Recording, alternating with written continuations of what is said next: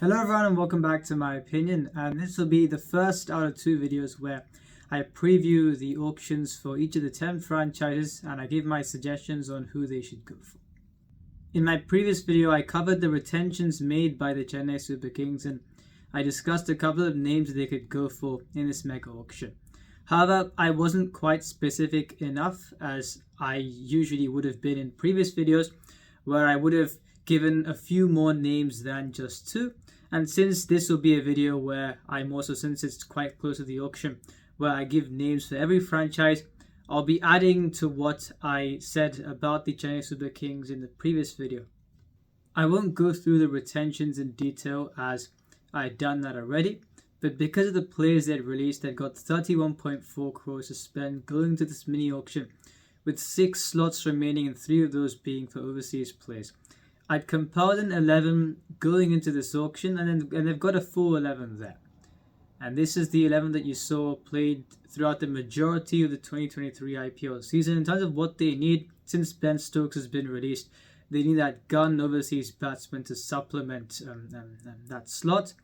And Ambati Rayudu is a huge miss with how good he is against pace and spin, and since there isn't a player like that who can bat anywhere, and especially the top 5, and before even used to keep wickets as well. So I feel that would be quite a bit of a void to fill, and they won't be able to fill that void, but they'd have to make do with what they can get in the auction. So I think they should get a replacement for Ben Stokes, a backup from Moeen Ali, a gun overseas fast bowler since they've released Asanda Magala and Dwayne Pretorius, and they should get 2 Indian seamers, a backup for Deepak Chahar, and I think they've released some other Indian seamers as well. So they should get 2 Indian seamers, and based on what I've got here, I think that was pretty much that. I've also got them to get another power hitter, an Indian power hitter, and let's see the players who I think they should get, and you'd know 2 of those players already.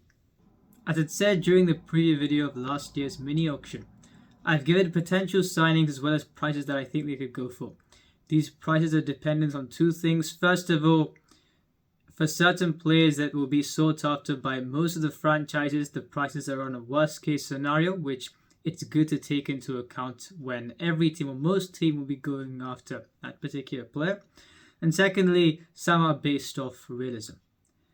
And next to some players, for example, as Harshad Patel in this case, you've seen an asterisk next to his name. That asterisk could be because of one of 2 reasons. First of all, alternatives to those players being available potentially. And secondly, they may not be able to get that player in terms of the financial dealings as far as I think how the auction could go. But if some flexibility does emerge, then you've got the leftover money that could enable a side to bid for that particular player. So that's the reasons why I've done what I've done in terms of suggesting the prices and putting asterisks next to certain players. And on CSK, as you would see, I've said they should go for Daryl Mitchell and Gujarat Titans as the 2 headline signings. The reason why I've gone for Daryl Mitchell is because, like I said, to replace Ben Stokes, who better at this point in time where I don't think there's any better in-form overseas power hitter that can bat anywhere from 1 till 5, and especially in the case of Darren Mitchell, he can't do that. For Ben Stokes, he's mostly been optimized batting in the top 3 especially, but for Darren Mitchell, I feel he would be batting at 3 in the side, but I think CSK needed that contemporary overseas power hitter. And Devon Conway wouldn't be starting in my side because, as I've said before, especially on the slower tracks, they'll be playing 7 games in Chennai, and if they have to play a game in Lucknow, where you have to go hard for the first 10 overs, scoring the last 10 will be difficult. And if Devon Conway gets bogged down on these slow tracks, it'll put pressure on the other players in the side. And that would mean Ajinkya Rahane would have to bat at number 3 on slow tracks. He's not the best player of spin, especially on slow tracks. And so both those 2 being bogged down would put pressure on the others. And that's why I've gone for Daryl Mitchell at number 3. And Shivam Dube will bat at forward, Moeen Ali at number 5. And then you've got the familiar faces there. The spinners in Moeen Ali, Jadeja and Mitchell Sana is fantastic. And Gujarat Titans, that headline overseas seamer. JSK have got him as well. And CSK have got the money to get him. I'm sure they will get him. And in terms of other signings, a backup for Moeen Ali would be required. And the reason why I've gone for a name that many people may not have gone for is because if you're looking at who the viable options are, someone that can bat in the middle order and can bowl if needed, then the only players there I've got in terms of batting prowess, you've got Rachin Ravindra, who's more of a top order batter. You've got Michael Bracewell. If he's going to bat at 5 on these kind of tracks, I don't know. Apart from that, you've not really got too many other players. I mean, Mehdi Hasan Mirza, it didn't say his name in the auction list here, but even then he's not a number 5 in T20s. He's more so a player to bat in the top of the order. And that's why the only player you can go for, who no one else will go for, is Charith Asalanka. He's shown recently that he can bowl quite decently on these turning tracks, and he's a like-for-like replacement of Moeen Ali because he's that left-hander who can bat at 4 or 5 and can bowl a bit of off-spin. So I feel CSK should go for him there because there really is no one else you can go for in that role. They also need 2 Indian fast bowlers as backup. I've gone for one of those bowlers as being Razik Salam. There's just some talk around him going into this mini auction. He was surprisingly unsold the previous auction. He's got such good attributes as a fast bowler, and a season or 2 under MS Dhoni will set his career in the right direction. So I feel teams may go for him, but CSK have got the money to get him, and if teams don't go for him despite all the talk, CSK could look to get into from 40 to 60 lakh. And on the second Indian seamer, Harshal Patel will not go for 3 crores because I think based on how much the others go for, if it goes similar to how I think it could go in a worst case scenario, then with the books being balanced out, then you may have to get another Indian seamer, a less reputed Indian seamer than Harshal Patel. But it's been said that CSK are interested in going for him. He would do well in Chennai, he would do well under MS Dhoni. So we'll have to see how they go. But in this blueprint, securing him will be difficult, but hopefully Gerard Coetzee goes for a bit less and Ramandeep Singh goes for a bit less, and you may have a slight chance of getting Harshal Patel, but even that seems slim. And finally, Ramandeep Singh as that Indian power hitter, and he can bowl a bit of seam as well. In the domestic circuit, in the T20 tournament, he struck at over 200 with a healthy average. He's played that finisher role, and I feel you can't go into a season thinking, right, we've won the previous tournament, because if you do, I feel you'll be in trouble. And that's why Ramandeep Singh as an Indian power to roll, and especially a season or 2 under MS Dhoni, and then you'll see a player emerge as well. So that's why, since he's an informed player in the domestic circuit, he'll be a sought after commodity considering the rarity of Indian power hitters, and especially seam bowling all-rounders as power hitters in the domestic circuit. And yeah, I think that's why I think they should go for him. As an insurance policy, while CSK have got a healthy purse going into this auction, you've got 3 sides that have got greater purses, and 2 of those sides will be bidding heavily for Darren Mitchell.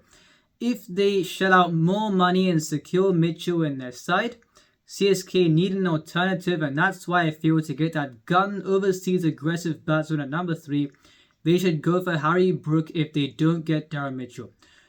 Is this the type of service for Harry Brook? No, it isn't. But if you're looking at alternatives, you've got Rassi van der Dussen, who takes a bit of time and then explodes. You've got Ruturaj Gaikwad, Ajinkya Rahane, who go aggressively at the start, but I feel on these slower tracks, like I said, especially on these slow tracks, he's not that great of a player of spin. So if he slows down, and you've got Rassi van der Dussen, who takes a bit of time at the start as well, it becomes more difficult to score in the latter 10 overs of the innings. So CSK may struggle if you don't get that start up front. So I feel Harry Brook is the only viable option, even though he may struggle on these slow tracks, but he's a capable player, and I feel they should back him if they don't get Darren Mitchell. And spending less money on Harry Brook would mean you can certainly get Harshal Patel in the side who look decent. So that's what I think they should do, and let's see what they do in the auction. And now the Gujarat Titans, who have they released? They've traded their captain Hardik Pandya to the Mumbai Indians and have received 15 crores. KS Bharat as a backup to Vidyaman Saha has been released. It's a case where there's some names emerging in the domestic T20 competition, some keeper batsmen. But KS Bharat has also played for India in Test cricket and has had success in that one season for RCB. So they could have retained him, but they've released him. Azari Joseph, I don't know why they released. Dasun Shanaka, correctly released. I don't know why they signed him as a supposed like for like, even though he isn't. Shivam Mavi, I would have kept him because he's probably going to go for 6 crores in the mini auction, since there aren't many reputed Indian steamers but him, Harsha Patel and Shardul Thakur. So I would have kept him. Uril Patel they've released, but they may go back for him considering he scored a century recently in the domestic T20 competition, I think. Dean Smith correctly released. We've released Pradeep Sangwan and Yash Dayal. They may, in a worst case scenario, they may go back to Yash Dayal at base price because I don't think it'll go for that much in this auction. So I would have released, I would have retained Azari Joseph and Shivam Mavi as a definite. Case, but if they manage to replace him, then okay. But I would have certainly retained Shivam Mavi and Azari Joseph. They've got a full 11 going into the auction where they've got the biggest purse amongst the 10 teams. And on the absence of Hardik Pandya, I don't think it's as catastrophic of an absence as it may look. Considering, yes, as a captain, he's led the side to a title win and 2 deliveries away from a title win in the second season. Shubman Gill would be the captain in this case and for the foreseeable future. And I feel in this case, since Hardik Pandya is not batting at 5, you've got Vijay Shankar taking a more central role as a finisher at 5. And as far as what Hardik Pandya did with the bat in the previous season, 200 and something odd runs is a decent strike rate, on and off contributions. And also let the other players who are also in form do their bit. And with the ball, 11 innings, 25 overs, taking 3 wickets at 9.12, an economy rate, and a few times bowled the second over in the innings where he didn't need to and shifted the momentum in the opposition's favour. So is he that big of a loss apart from the captaincy where even then he wasn't at his best? No, he isn't. And you got 38.15 crores. Well, you can't replace him, but you can make the team look scary. And I've seen some other 11s where they're thinking, what if you can buy a keeper and open with the informed sides with this? But I wouldn't go with that, considering it would slightly change the template. And I feel the side, you'd be able to build a more intimidating side going with the former template that I'd gone with. So that's why I've gone with this template, and let's see who they can sign. In terms of overseas players, you've got Matthew Wade as a backup for David Miller. Noor Ahmed is a backup for Rashid Khan, and you need 2 backups, a backup for Kane Minninson and a backup for Josh Little. You've got 38.15 crores there, and if you're looking to get a backup for Kane Minninson that won't play, you've got a couple of options there, but do you need 38 crores to buy those players and you've potentially got 20 crores left? Rather than improving your side, you've bought backups, which wouldn't make much sense. And if you're getting a backup for Josh Little, if you get Azari Joseph again, which they won't, then again you've got 20 crores left, where with Hardik Pandya not on the side, I wouldn't be scared of this side of the opposition. You've got a new captain in Shubman Gill as well.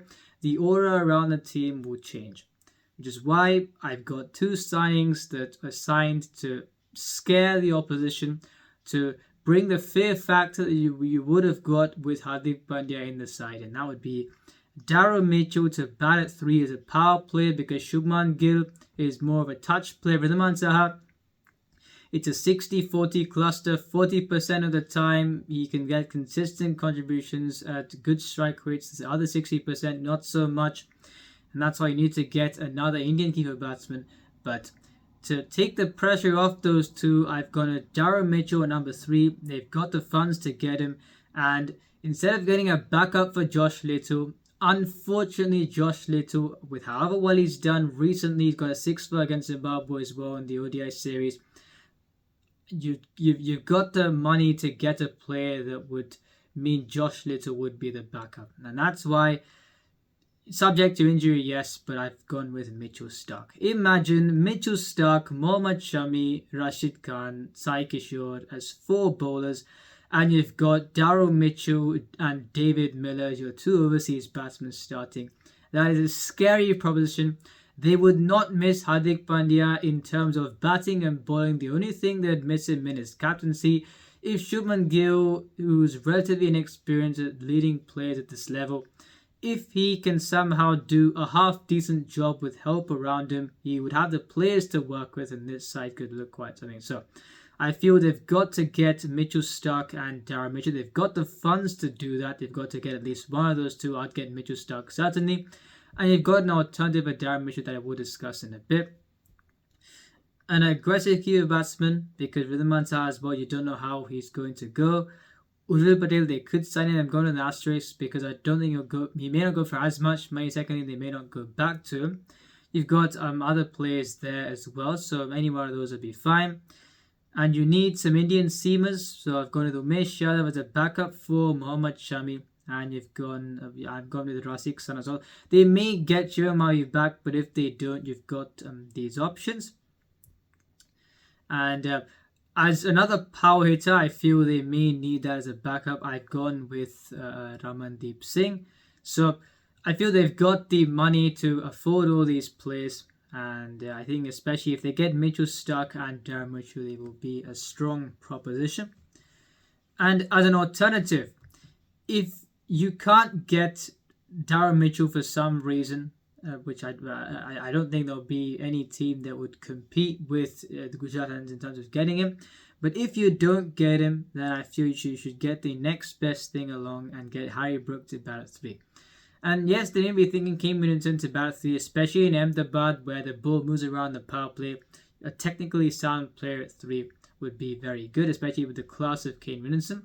However, he hasn't played a T20 in a while, and I feel, especially on slow tracks, if you've got him, Shubman Gill, and Ridhaman Saha, they may get bogged down. We need to get a quick salvage, which is why I've got either Darren Mitchell or Harry Brook, and I think if they get these players, they should go okay. And to the final auction preview of this video on the Mumbai Indians, who have they released? They've released a whole host of names, mostly overseas players, and I think mostly their releases have been correct. Jofra Archer, Riley Meredith, etc. And you've got Jai Richardson, who's been injured for a while. They didn't need those players, so they've released them. I would have kept Tristan Stubbs, as with the budget they've got, if they want to go for 2 overseas fast bowlers and go heavily for one of those, then you'd rather keep lower priced backups for players that you've got in the squad. And I feel Tristan Stubbs would have filled that role and given them a keeping option as well. So I would have kept him in the side. Apart from that, they've released everyone correctly. Ramandeep Singh, I feel a bit bad for because he's done well in the domestic circuit recently. He didn't get a chance and then he was released, but he may find him a home in another franchise as well. And Cameron Green was traded to RCB for 17.5 crores. They've received him and they used that money to get Hardik Pandya, so it's worked out well. So overall, the releasing has been very good. On the 11 going into the auction, I thought Hardik Pandya would have been announced as captain earlier, and that would have been one of the factors presented when they were looking to bring him back to the franchise after he wanted to leave the Gujarat Titans. There have been some wild speculations going on Twitter regarding trades, but for now I've got Rohit Sharma to open the batting in this side. Considering that, they've got an all-Indian top 5, which is a luxury, and Tim David at 6. I've got number 7 blank. You've got Bumrah, Chawla and Madhwal. So you've got the one wrist spinner there and the 3 seamers in Bumrah, Madhwal and Berendorf. And they've not got too much money, but I feel they would go for 2 I feel they should go for 2 overseas seamers or bid heavily for one of those. And 2 Indian seamers as well as backups for Jasprit Bumrah and Akash Madhwal. And an Indian wrist spin option as a backup for Piyush Chawla. And I've gone for one other signing that no one else will go for, an overseas player that I think will improve their side, especially when playing across conditions. For overseas seamers, I've gone with George Coetzee being bought for 12 crores and Matt Henry for 1 crore as a backup, which on the 1KD surface are 2 fantastic signings. You've got Mugan Ashwin as a backup for Piyush Chawla, which is also good.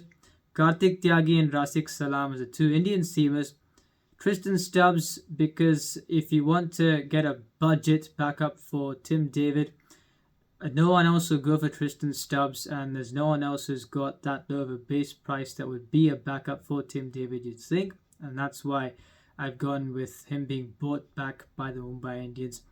And the signing that no one else will go for, Shakib Al Hasan to bat at 7. The reason why I've gone with him at 7 is because in Mumbai, if finger spinners do better than the wrist spinners, and I feel Shakib will add to the batting depth as well, where you could bring Nehal Wadera as an impact sub. Shakib can bat at 8, and he won't be a power hitter, but he can give you a 21 or 13 kind of contribution. And on any surface can bowl 4 overs for 30. Or if you've got the experience of Piyush Chawla and Shakib Al Hasan as your spin bowling duo, and you've got Bumrah, Madwal or Kutse, or if you want, and they've got no reason to do this, but you could even play both the overseas fast bowlers in the side, because you've got that one luxury overseas slot there. So I feel Shakib Al Hasan to play every game at number 7 would mean you'd have that none for 30 bowler across conditions and a 21 of 13 player at number 8, which is a luxury. So this is how I think they should go.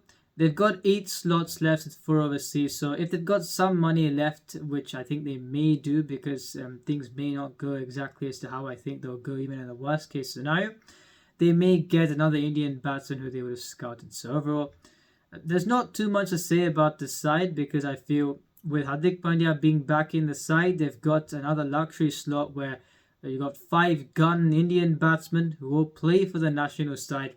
Tim David, who's a destroyer of pace bowling at 6, and Shakib Al Hasan, like I said, will provide that assurance at both bat and ball. So then you can include Nehal Wadera as well. So the batting's sorted, and the bowling, I feel if they get Gujarat Titans and Matt Henry as the 2 overseas seamers, then things look quite good.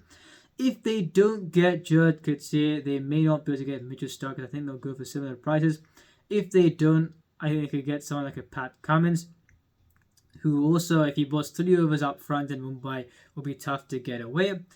We're seeing Rohit Sharma and Pat Cummins, the 2 captains who competed to take the World Cup in on the 19th, being in the same side, playing under Hardik in this case. But I feel they could also get Pat Cummins as that option. And in a very worst case scenario, if you don't get any of them, which I think you should get at least one of them, then you could get Lockie Ferguson as a backup for Matt Henry and play him to open the bowling and be fantastic in the 1K. So I think no matter what option they take, they've got the makings of a good side if they follow this auction strategy. So that will be it for this video. The next video may contain 4 teams or 3 teams accordingly. And yeah, let's see how the auctions for these teams go. If you enjoyed the video, please like and subscribe, share the video with your friends, and remember, this is my opinion. What's yours?